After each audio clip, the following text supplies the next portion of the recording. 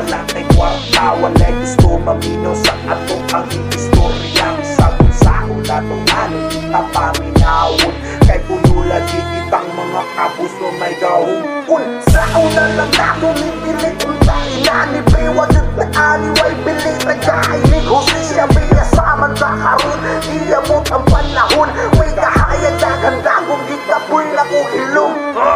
Luoy ka ayo mga pobre dili pa kasi bogi daog-daog pag maayo gibiyaala sa abog. Mga pangandoy nag-anam naman yun ni pagkahabog, murag piso di kasukol gidagit sa mga kabog. At sa akong paminaw unta magpatimaw, hanap na ang pananaw, kumunta ang kalinaw, lubog iyong katinaw, lisod na matag adlaw di pataka pamahaw.